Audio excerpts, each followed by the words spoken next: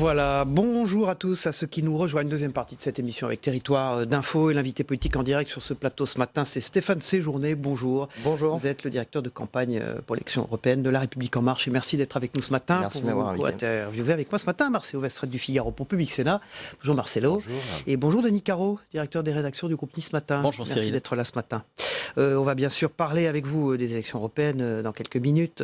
Stéphane Séjourné, mais une question d'actualité. Faut-il accueillir Julian Assange en France, le fondateur de Wikileaks, asile politique ou pas asile politique en France? Vous savez, moi j'ai vécu l'autre côté, le côté négatif justement de l'ouverture des leaks avec la campagne des présidentielles où une partie de mes mails personnels, y compris à moi, sont se retrouvés en ouverture et libre de droit sur Internet. Donc je connais plus rien faire. Je connais la limite entre l'alerte et ce que veut faire Julian Assange avec des documents publics et en même temps le côté vie privée sur Internet. Donc moi je me garderais bien de... Pour le coup, mais faut-il lui accorder de l'asile politique, au fond, en dehors de vos préoccupations à vous et du fait que vous ayez été dans cette affaire une forme de victime? C'est ce que vous dites. Qu'est-ce qu'il faut lui accorder cet asile politique? Alors je me garderais bien pour le coup de prendre position au nom de l'exécutif sur ce sujet. Mais encore une fois, je vous dis, le sujet n'est pas si simple que ça, puisque entre les documents publics qui sont donnés en tout cas sur la place publique, il y a aussi des mails privés, des correspondances privées. Et pour le coup, je pense qu'entre les deux, il faut faire très attention à la vie privée. Et dans les correspondances qui sont sur les leaks, en tout cas, il faut raison garder, justement, faire intervenir aussi le droit privé et la vie personnelle des gens. Moi, pendant la campagne des présidentielles, on a eu énormément de sujets de faux qui ont été mis en place également et dévoilés dans ces leaks. Donc il faut faire attention. Moi, sur le sujet de l'asile, je ne prendrai pas position à ce stade, je ne connais pas assez le dossier. Des élections européennes. Merci. Son premier déplacement de campagne, Nathalie Loiseau l'a effectué dans les Alpes-Maritimes, à la frontière italienne à Menton. Faut-il y voir un symbole? Est-ce que ça veut dire que vous faites de l'immigration un des sujets majeurs de la campagne? C'est un des sujets majeurs de l'Europe. Et des sujets et de la campagne des européennes, ça c'est sûr. On l'a vu d'ailleurs notamment dans la tribune du président de la République où on propose notamment un équilibre sur ce sujet avec une défense des frontières extérieures de l'Europe en contrepartie d'une solidarité et un renforcement de Frontex avec 10 000 gardes-frontières supplémentaires. Donc évidemment c'est un sujet important, c'est un sujet qui, y compris... concerne tous nos concitoyens, qui concerne aussi, et c'est un sujet qui s'est européanisé dans cette campagne, puisque tous les pays européens ont cette thématique de l'immigration dans leur campagne. Et donc, évidemment, le déplacement à Menton était en quelque sorte un point de départ de notre campagne et un sujet qui sera important dans cette campagne des européennes. Sur l'immigration, est-ce que le président de la République n'a pas changé finalement d'état d'esprit, puisque pendant la campagne, il saluait Angela Merkel qui avait ouvert les bras aux migrants et aujourd'hui, il a une tonalité beaucoup plus ferme, on sent qu'il veut serrer la vis. Qu'est-ce qui s'est passé entre-temps? Non, il n'y a pas eu de décalage entre la campagne et aujourd'hui. Il y a la préoccupation, en tout cas pour nous, d'avoir un discours équilibré sur le sujet. C'est-à-dire que d'avoir à la fois notre capacité à pouvoir intégrer et mieux intégrer en tout cas les demandeurs d'asile. C'est un sujet qui a été traité notamment en France par la loi Asile et Immigration, exactement, avec notre capacité à ne pas laisser sur le côté des demandeurs d'asile qui ont droit à l'asile en France. Et puis de l'autre côté, un sujet de fermeté sur la question économique et les demandeurs d'asile qui ne sont pas, pour le coup, entrent pas dans les catégories. Et au niveau européen, avec notre volonté de pouvoir unifier un droit d'asile commun, puisque, comme vous le savez, tous les pays membres ont des réglementations et des critères différents, et donc c'est un sujet justement de cohérence et puis d'harmonisation européenne qu'il nous faut pousser dans cette campagne. Mais dans votre camp, on sent que ça divise encore un petit peu. Dernier exemple en date, Christophe Castaner, le ministre de l'Intérieur, a dénoncé le fait que certaines ONG aient pu être complices de passeurs. Et votre candidate, Nathalie Loiseau, a dit à l'inverse qu'elle a mis en avant la sincérité des ONG. On voit bien que sur ce sujet, il y a deux sons de cloche différents.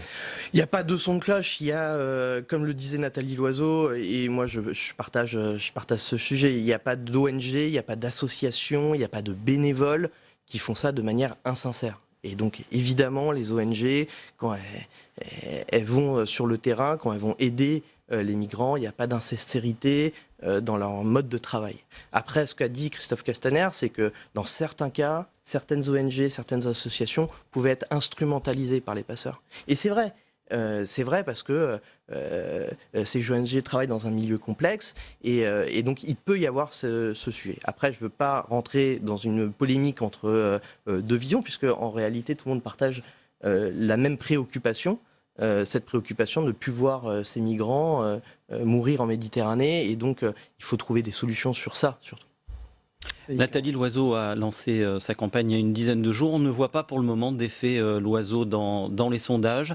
Sa prestation à l'émission politique de France 2 a été jugée en demi-teinte. Ça tarde à décoller. Non, Nathalie Loiseau, d'abord, c'est quelqu'un qui a été choisi par la majorité et ses partenaires parce qu'elle a une crédibilité européenne et que derrière, on souhaite que la France retrouve sa place dans les institutions européennes. Il y a derrière l'équipe, en tout cas, qui va aller et qui sera élue, en tout cas l'équipe des députés européens de notre liste, la volonté de réinvestir l'influence de la France au Parlement européen et au Conseil. Donc Nathalie Loiseau, elle est notre porte-étendard, elle est notre tête de liste et elle incarne ça, elle a la compétence, la légitimité des organisations politiques aussi qui forment cette coalition. Et donc, il n'y a Mais pas... dans les sondages, ça ne bouge pas du tout. Alors, il faut pas... À quoi vous l'attribuez, ça? Alors, moi, je pense que, pour l'instant... Elle est même nous dans ne la sommes marge pas... d'erreur avec le Rassemblement national. Alors, pour l'instant, nous ne le sommes dernier. pas entrés totalement en campagne. Il faut bien se le dire.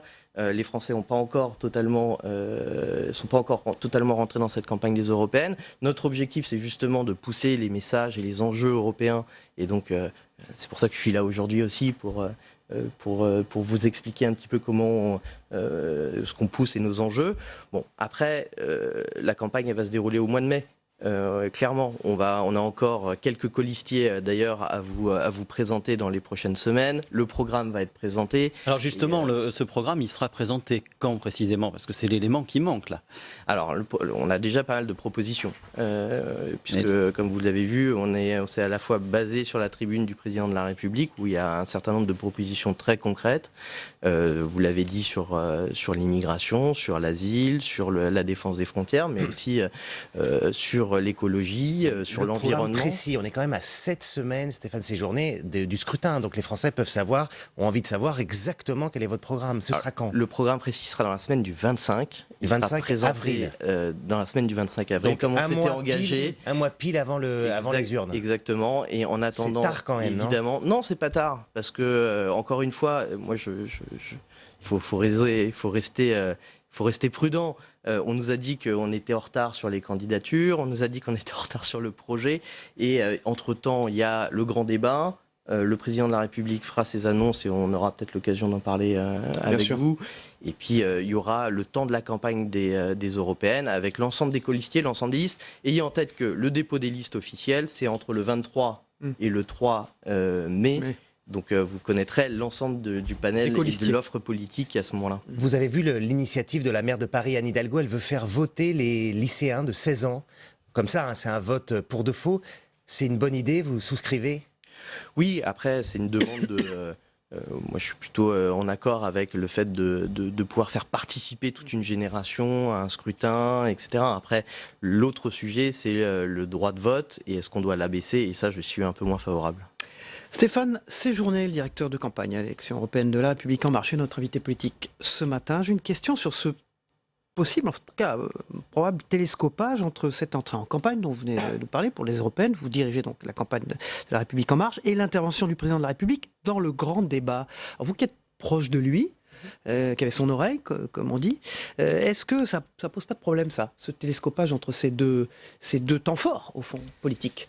Parce que ça ne vous pose pas un problème comme directeur de campagne? Alors Voilà, moi dites-nous. j'ai tout entendu. J'ai entendu que le calendrier était à la fois avantageux pour nous, et on a dit que le président de la République faisait campagne pendant le grand débat. En même temps, j'ai entendu que les annonces étaient faites pour enjamber les européennes. En réalité, Non, c'est la évidemment, visibilité de tout ça pour les Français. non, mais évidemment qu'il fallait que le président de la République et que l'exécutif aient une réponse le plus rapidement possible à la crise des Gilets jaunes, et une réponse avec des aspects programmatiques qui vont être développés dans la semaine prochaine, a priori. C'est, je crois, C'est quand, le vous calendrier. savez, vous avez une date? Alors, j'ai pas plus d'informations que vous, mais je crois que c'est le calendrier. C'est plus que nous, sûr que si. Et le calendrier est à peu près la semaine prochaine. Donc il y avait un besoin d'urgence, et donc on ne pouvait pas se permettre d'enjamber évidemment les élections européennes pour avoir une réponse. Donc c'est sûr que ce moment-là de la campagne est un moment de focus sur la réponse de l'exécutif. Après, il y a des enjeux européens qui sont aussi transcendants. Dans la réponse de l'exécutif, vous aurez aussi, j'imagine, des enjeux qui télescopent évidemment les enjeux européens, qui sont le climat, l'environnement, la question migratoire, les questions fiscales. On l'a vu avec les GAFA. Ça peut venir parasiter quand même votre campagne? Alors moi, je pense que ça parasite pas. C'est deux sujets, évidemment, deux exercices politiques différents. On a, dans le cadre d'une préparation de l'élection, nous, à constituer des listes, à faire un programme et à aller aux élections, l'exécutif à répondre à un enjeu social. Et je pense que les deux ne se confondent pas, mais les deux ne sont pas incompatibles. Vous, Stéphane Séjourné, quelle réponse avez-vous envie de voir sortir du grand débat et annoncée par Emmanuel Macron? Question difficile. Je crois qu'on peut dire qu'on a en tout cas ciblé les grands enjeux de ce grand débat. À la fois, il doit y avoir une réponse sur la participation des gens, et on sent bien que toutes les associations, les entreprises, les collectivités se sont mis aussi à une forme de participation citoyenne. Beaucoup de collectivités ont des budgets participatifs, les associations font remonter différemment aussi leurs propositions et leur mode de fonctionnement. Pareil en entreprise, c'est de plus en plus participatif, donc il faut que l'État aussi prenne ça en compte. Il y a un sujet qui est lié aussi à la proximité de la décision, et donc il y aura sûrement des propositions sur la déconcentration, la décentralisation éventuellement, et je pense que c'est un des sujets en tout cas sur lequel l'exécutif doit travailler. Et puis après il y aura le sujet économique et social, avec la question de la justice sociale qui a été posée dans ce grand débat, la question de la fiscalité. C'est les grands ensembles, mais vous, aujourd'hui, vous n'êtes plus conseiller d'Emmanuel Macron. Qu'est-ce que vous en pensez? Quel est votre apport à ce débat? Qu'est-ce que vous voulez voir arriver la semaine prochaine? Qu'est-ce que vous avez mis sur votre cahier de doléances? Non, mais ce que je vous dis, c'est que déjà, c'est pas à moi de faire ni les annonces, ni et en plus avec la proximité vous êtes des citoyen annonces, aussi. de fermer des portes, on doit en ouvrir d'autres à ce stade. Je pense qu'il y a pas mal de commentateurs qui ont fait cet exercice dans les dernières semaines. Donc moi, ce que je vous dis, c'est que les trois ensembles que je viens de vous décrire sont de toute façon des éléments de réponse que devront poser l'exécutif sur ces trois grands enjeux. On voit, y compris sur ce que je vous disais, la décentralisation, la déconcentration, on est sur Public Sénat, qui concernera aussi les collectivités. Moi, je crois beaucoup à des grandes politiques publiques qui ne sont pas des politiques publiques nationales et qui peuvent être territorialisées. Il y a les transports, les infrastructures de ce transport, le logement, typiquement entre Lille, Brest ou Nevers ou Paris, les enjeux sont différents. Et donc peut-être que là, il y a des choses à creuser, mais en tout cas, la réponse sera massive. Le grand débat a été pour le coup une réussite. Quoi qu'il en dise, quoi que disent les oppositions sur ce sujet-là, le nombre de contributions, y compris moi, je vous le dis d'autant plus que j'étais sceptique à l'époque. Donc, sur le grand débat. Oui, donc quand on dit que le président l'a imposé contre l'avis de son entourage, dont vous étiez à l'époque, c'est exact. Hein. J'étais pas contre, mais j'étais sceptique sur le fait que ça marche. Ça a marché, et ça, on peut reconnaître ça au président de la République. C'était la bonne réponse à un moment de crispation, si vous vous remettez quelques mois en arrière. Et donc on peut en tout cas dire que l'exercice est réussi. Maintenant, il faut réussir les réponses, et le président, il aura vocation dans les prochains jours là.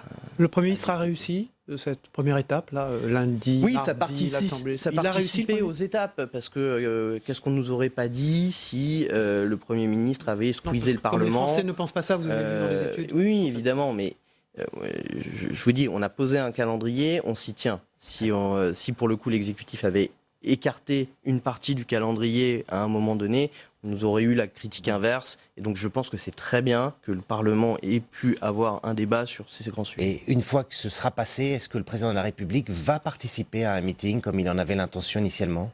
Alors ça, il faudra lui poser la question. Vous êtes le directeur de campagne. Évidemment que j'ai ça en tête, mais pour l'instant, j'ai aucune réponse et je pense que c'est à Vous lui le souhaitez?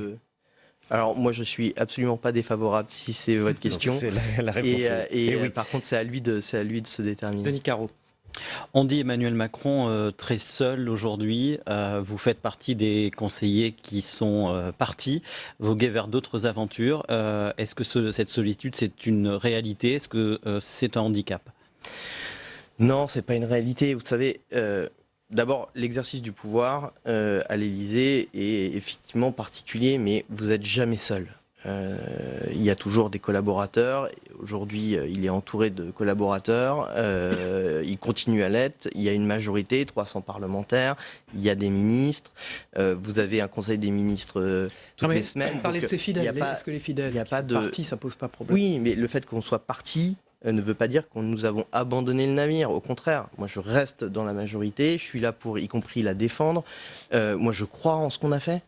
Et je crois encore à la pertinence de ce qu'on a porté pendant la campagne présidentielle. Donc nous sommes encore là, à des postes différents. Effectivement, il y a un entourage proche de collaborateurs à renouveler, ça c'est une évidence. Mais en tout cas, le président de la République n'est pas seul. Ça, c'est, Et vous, à titre presque personnel, vous avez vécu 5 ans parce que dans l'ombre d'Emmanuel Macron, puisque vous étiez auparavant son conseiller à Bercy, donc puis à l'Élysée. Vous vous exprimez maintenant en votre nom. Alors, on voit que vous avez encore du mal à porter des idées qui soient autonomes par rapport au président de la République. Mais qu'est-ce que ça fait de voler de ses propres ailes? C'était une envie déjà de passer de l'autre côté, une envie aussi de participer un peu différemment à l'exercice. Vous savez, quand vous êtes collaborateur, et c'est un petit peu l'astreinte qu'on s'est tous donnée et l'exigence qu'on s'est donnée au cabinet du président de la République, et puis même avant à Bercy, vous n'êtes pas un responsable politique, vous n'avez pas à participer au débat public, vous êtes là pour conseiller, vous êtes là pour donner un avis, mais vous n'êtes pas là pour prendre à la fois la charge de la responsabilité de la décision.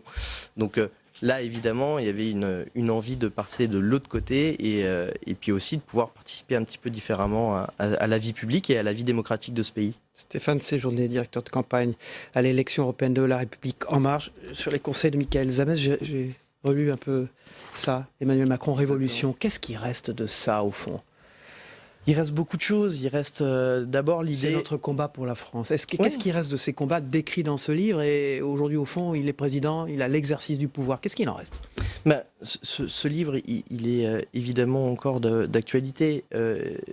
D'abord, il y avait dans ce livre notre volonté de réduire les inégalités aussi par les opportunités, de libérer une partie de l'économie. Et ça, l'exercice a été fait en début de mandat, avec les ordonnances travail, avec la réforme des SNCF. Il y a eu de grandes réformes qui sont aussi à venir, la réforme des retraites. Et donc, ce livre, il est évidemment et dans l'inspiration et dans les propositions toujours valable. Il va être évidemment reseté d'une certaine manière par le grand débat. Mais c'est aussi la vie. Il s'appellerait comment s'il devait y avoir un livre aujourd'hui? C'est un peu de la novlangue, là. Reseté. Il s'appellerait comment, le livre? Moi, je pense qu'il faut garder le même titre, Révolution. Donc toujours, Révolution 2, alors. C'est toujours d'actualité. Stéphane Séjourné, directeur de campagne à l'élection européenne de La République En Marche, d'avoir été notre invité. Merci Denis Caro, qui dirige les rédactions du groupe Nice Matin. Merci Marcelo Westphal du Figaro.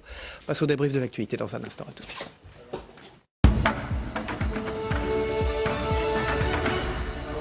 Stéphane Séjourné quitte ce plateau et font leurs entrées.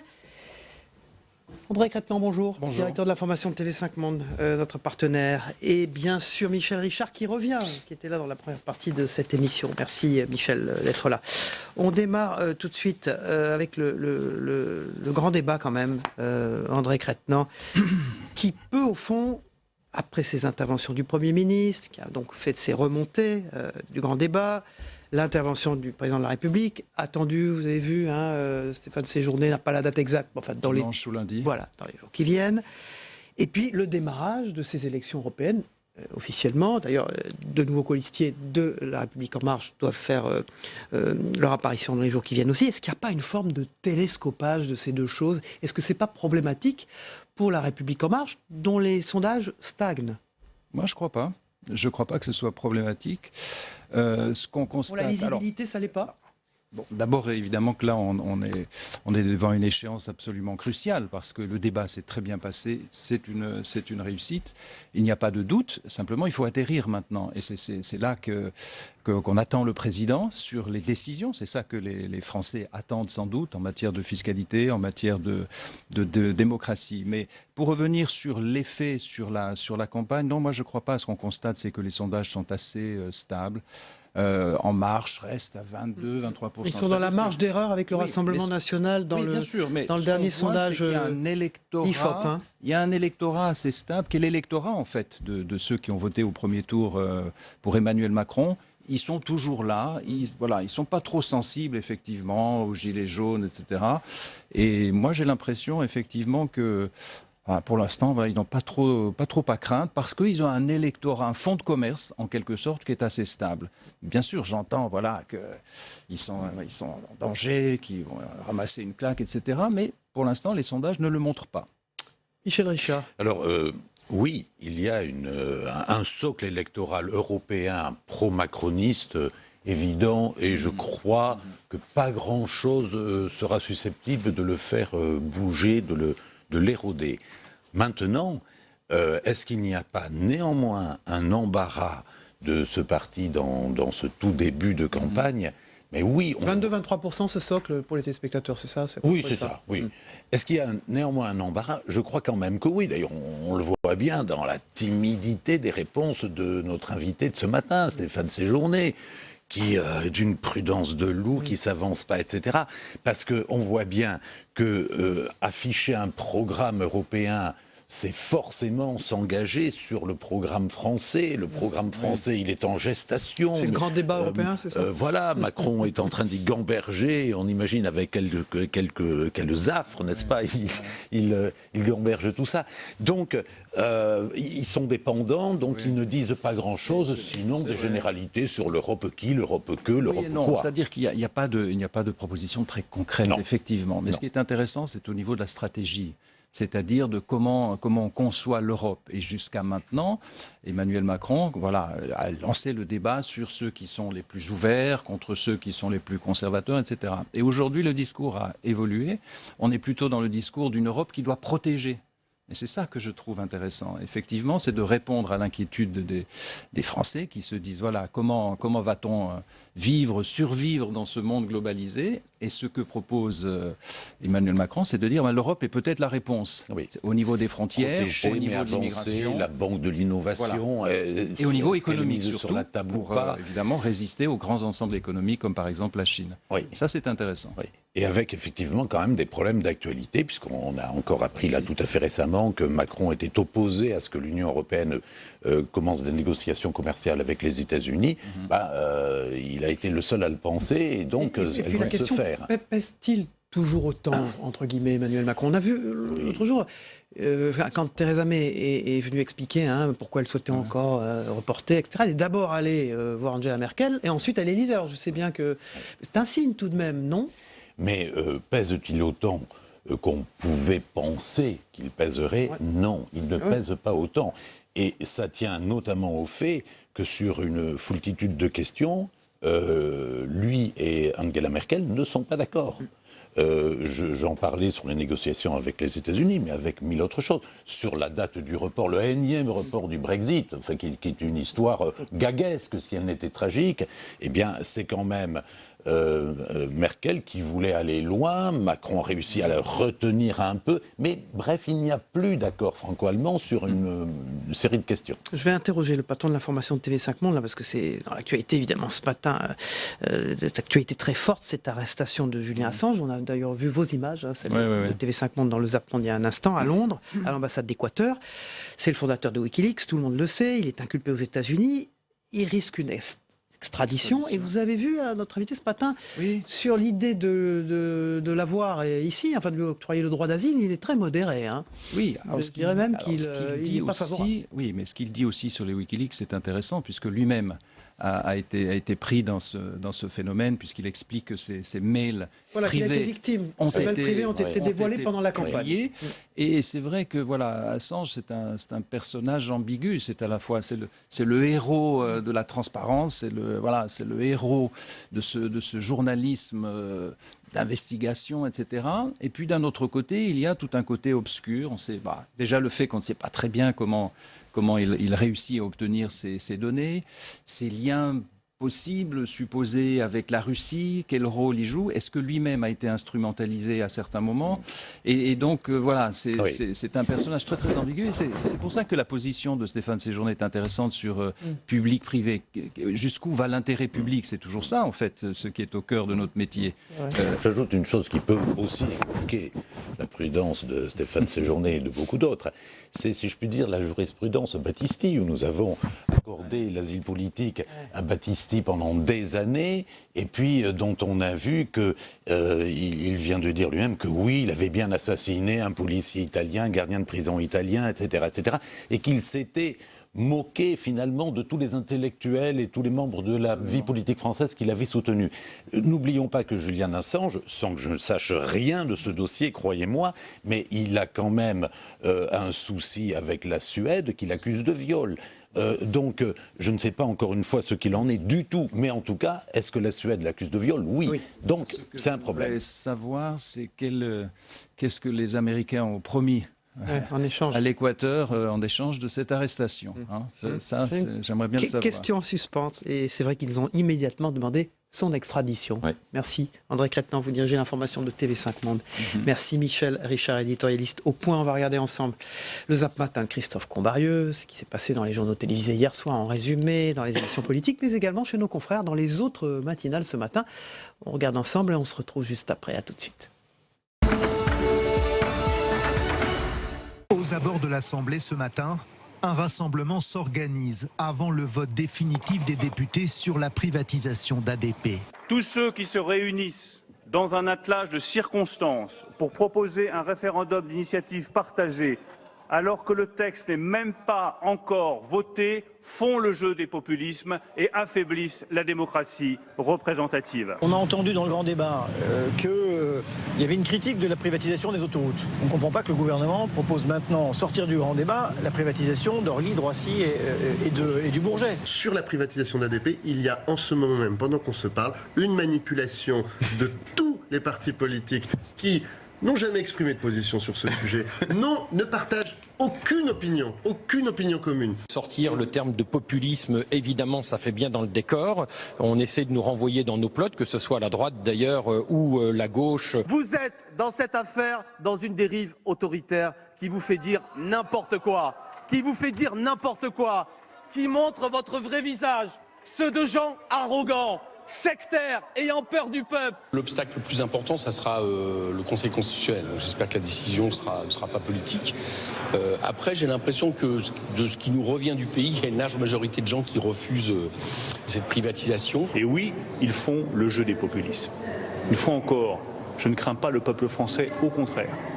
Et je crains le populisme. Il est fort dommage, je vais le dire simplement, en fait de détourner le texte de la loi Pacte. La loi Pacte fait plus de 200 articles pour les entreprises, les entrepreneurs et les salariés. Et les oppositions se focalisent sur 8 articles. C'est une manœuvre politicienne qui était cousue de fil blanc. Malheureusement, cette procédure, elle est complètement verrouillée. Il faut dire la vérité aux Français. Ça ne débouchera jamais sur un référendum.